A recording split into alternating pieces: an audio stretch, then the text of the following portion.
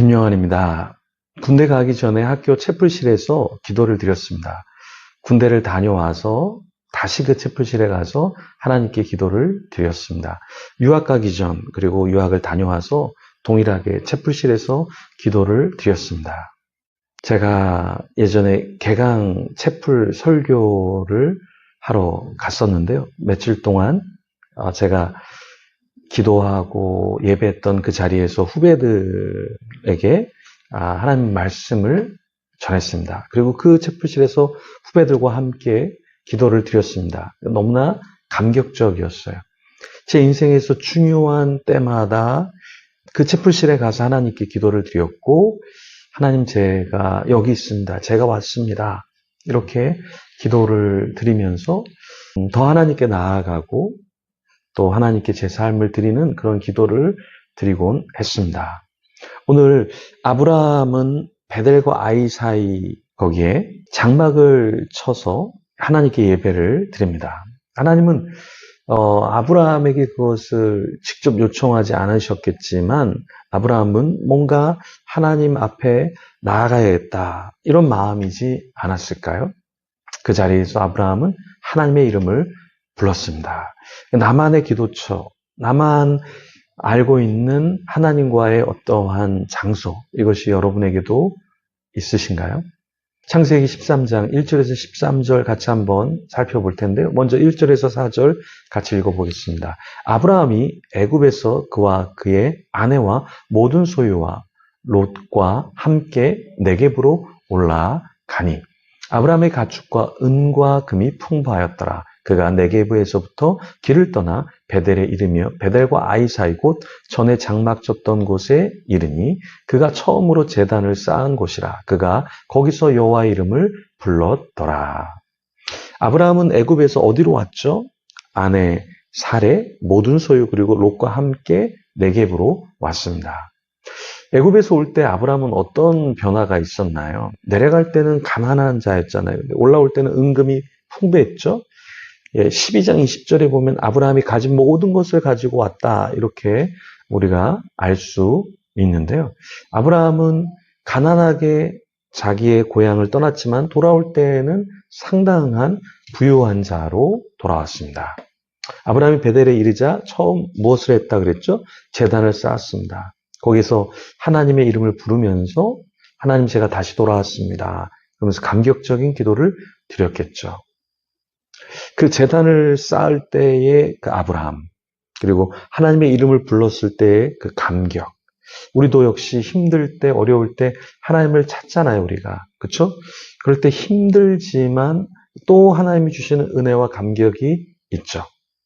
5절에 보면 아브라함의 일행, 롯도 양과 소와 장막이 있으므로 6절 그 땅이 그들이 동거하기에 넉넉하지 못하였으니 이는 그들의 소유가 많아서 동거할 수 없었음이니라. 가난한 상태로 나갔다가 애굽으로 갔다가 다시 돌아왔는데 부유하게 됐어요. 그런데 부유하게 되니까 이제 어떤 문제가 있습니까? 조카 롯과 함께하는 것이 굉장히 불편하게 됐죠. 왜 그렇습니까? 너무 많은 부가 있으니까 부딪히게 되고 같이 있게 되면 양치는 사람들도 싸우게 되고 뭔가 문제가 터지기 시작했죠.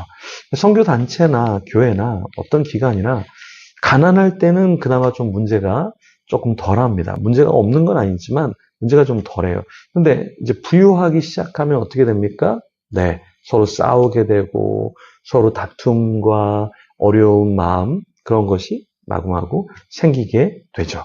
아브라함 일행 그리고 롯의 일행은 어떤 문제가 있었죠? 6절에 보니까 그 일행이 양과 소가 많아지자 그 땅에 동거하게 넉넉하지 않았다. 그러니까 서로 자리 싸움, 서로 좋은 거를 먹이고 마시게 하기 위해서 그렇게 마음에 어려움을 서로 주었던 것이죠. 근데 이때 아브라함은 어떻게 이 문제를 해결하려고 했을까요? 아브라함은 가축의 목자들이 서로 다투게 하지 말자 이렇게 이야기를 했어요. 그런데도 그 다툼이 끊이지 않았던 것이죠. 교회도 그렇습니다. 교회에 사람이 없을 때는 사람이 없으니까 큰 문제가 없습니다. 근데 사람이 몰려들면서 교회는 어떻게 되죠? 다툼이 일어나게 됩니다. 이럴 때 우리는 어떻게 해야 될까요?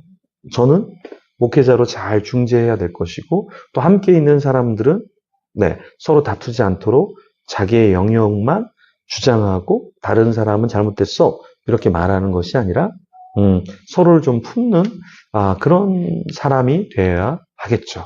10절에 보면 이에 롯이 눈을 들어 요단 지역을 바라본즉 소알까지 온 땅에 물이 넉넉하니. 자, 뭐 때문에 싸웠습니까? 물이 넉넉하지 않아서 싸웠잖아요. 근데 저쪽에 보니까 물이 넉넉하네. 그래서 롯이 그쪽으로 옮기게 되죠.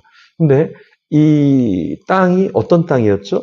소돔과 고모라 땅이었죠. 그러니까 그 땅이 어떤 땅인지 그게 중요한 게 아니라 물이 넉넉하니까 그 땅으로 갔던 것이죠. 타락했던 땅, 하나님 기뻐하지 않는 일들이 일어나는 땅이었죠. 그래서 롯이 눈을 들어서 요단 지역을 바라보고 그 땅으로 가기로 결정했고요. 네. 그리고 롯에게는 이제 어떤 문제가 있었을까요? 롯은 이제 소돔을 선택하고 나중에 그의 딸들을 소돔 사람에게 시집을 보냈습니다. 그러니까 우리가 어디로 이사 가는가 이것도 굉장히 중요하죠. 자녀들에게까지 그 영향력이 흘러가게 되고 결혼, 교육, 문화 많은 것에 영향을 받을 수밖에 없는 거죠. 아브라함은 어느 땅에 거주했죠? 가나안 땅에 여전히 거주했습니다. 롯은 어디에 머물렀다고요? 롯은 소돔까지 이르는 그곳에 이르렀던 거죠. 소돔 사람들은 어떠한 사람이었을까요? 여호와 앞에 큰 죄악을 저질렀던 사람들이었죠.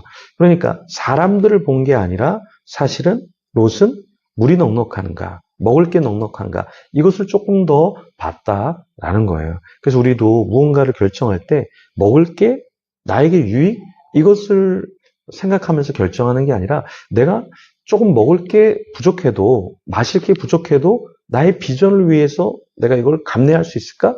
이것을 좀 더 우리가 고민해야 하지 않을까요? 네. 그래서 나 자신의 어떠한 결정, 나의 자녀의 어떠한 결정, 우리 부모님이 어떤 결정을 할 때 우리는 무엇을 생각해야 될까요? 하나님이 기뻐하시는 땅인가? 그곳에 함께하는 사람들은 괜찮은 사람들인가? 이것도 좀 고려하고 기도해야 되겠습니다. 그래서 하나님이 원하시는 곳으로 가고 하나님의 사람들과 함께 더 많이 어떤 일들을 펼쳐가는 저와 여러분이 되기를 소망합니다. 우리 기도하면서 오늘도 하나님의 뜻을 간구하며 기도하며 나아가겠습니다.